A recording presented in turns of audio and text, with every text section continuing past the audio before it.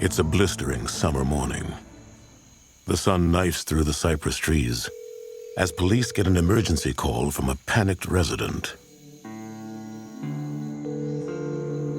In the morning of August 23rd, 1987, Reginald Reed telephoned the Hammond Police Department that his wife, Selonia Reed, had not come home from a night out. She had gone to a local bar with friends, and when he awoke the next morning, he discovered her missing. The Hammond police dispatched a police officer. He met with Reginald and then began to canvass the area. As they were investigating, police got a call from a gentleman who discovered some contents of a purse, some credit cards, ID, and some checks. The checks had Selonia Reed's name, address, and phone number. Just a couple of blocks from where the purse was found is the Johns Curve Market. And in that open parking lot was, in plain view, a 1986 blue Chevy Sprint two-door vehicle.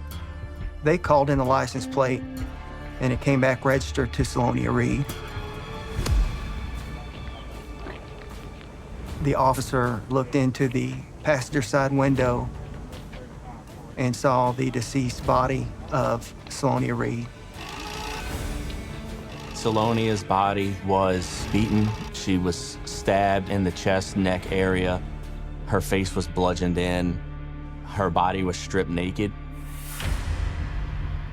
There was also a large amount of a white substance that was covering her body. This wasn't a random killing. This was the work of a very angry person that wanted to humiliate, embarrass, and desecrate her in the last moments that she had on Earth.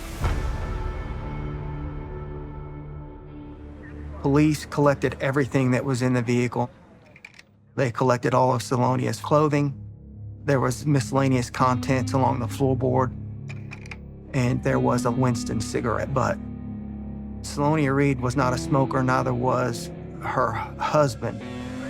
The next day, detectives learn more about Selonia's cause of death when the medical examiner's autopsy report hits their desk. Selonia suffered 16 different stab wounds in her neck, chest area. The wounds were described as long puncture circular wounds, larger than a ice pick or like a small screwdriver. Unfortunately, investigators weren't able to pin down a murder weapon at the crime scene. So the autopsy ultimately led to more questions than answers. With the close-knit town of Hammond on edge, investigators turned to Selonia's family for more clues. Her sisters recall an odd incident that happened the week before Selonia was murdered. My sister Jackie stayed a couple nights with Lonnie since Reginald was out of town. So that particular night, about 10 o'clock, Jackie was gonna go out and smoke a cigarette.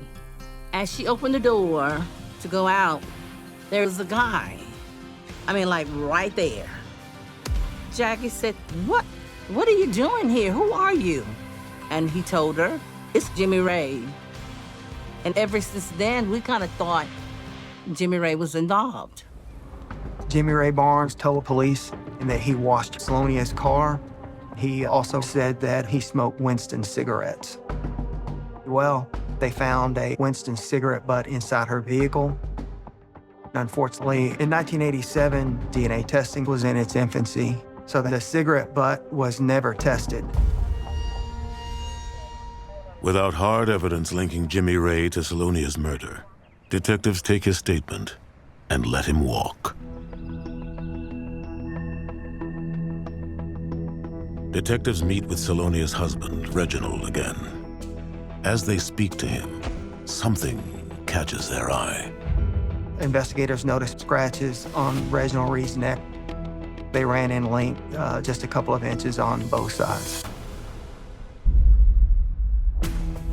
Reginald told the police that the scratch was from the family dog. So they took that for what it's worth. They had no reason to dispute that. But when police speak to Selonia's sisters again, they learn that the Reeds' seemingly happy marriage was anything but. Reginald was very, very controlling. Whatever he wanted her to do is what she did. It was very hard for me, the way she was treated and abused. Investigators obtain a search warrant for the couple's home on Apple Street. Upon entering, they're immediately alarmed by the condition of the living room. It smelled of cleaner, and it was so clean you could see the lines in the carpet from where it was freshly vacuumed. And then police find in the carpet a broken necklace that they believe was some of Selonia's jewelry, maybe indicating to them that the dispute started in the home.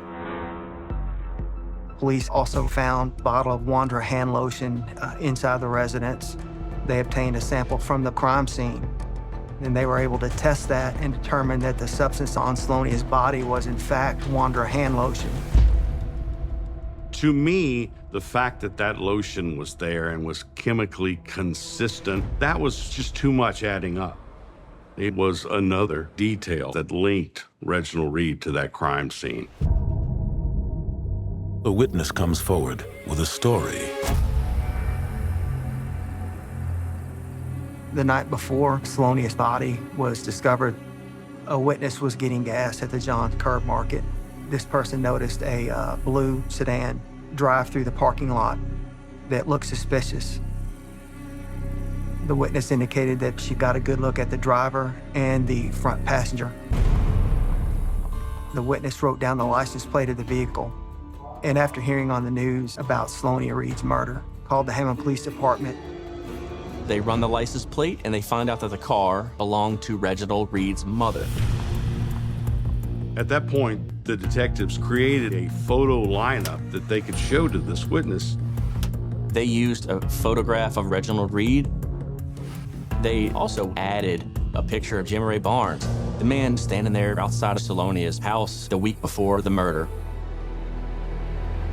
And without hesitation, she picked Reginald Reed and Jimmy Ray Barnes as the two men she saw that night.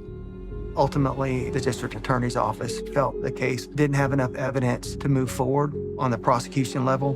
1 year into the investigation, there is still no smoking gun tying Reggie or Jimmy Ray Barnes to Selonia's murder. The case of the young mother becomes as murky as a Louisiana swamp and goes cold.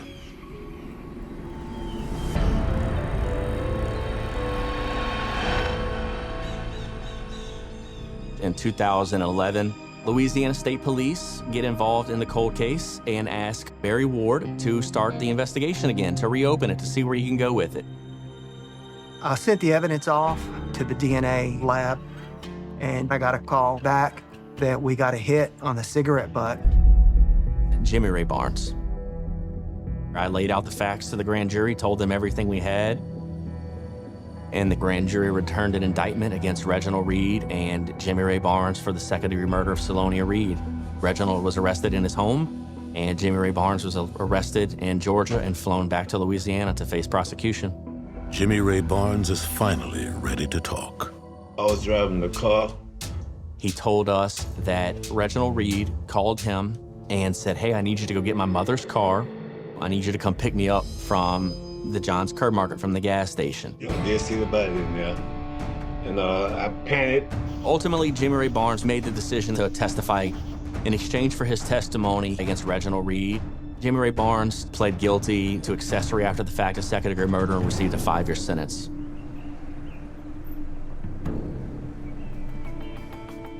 After 4 hours of deliberation, the jury returns its decision.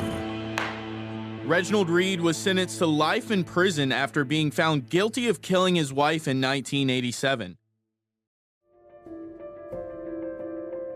I hope my sister's at peace, knowing that at least Reginald is in jail. And we miss her so much.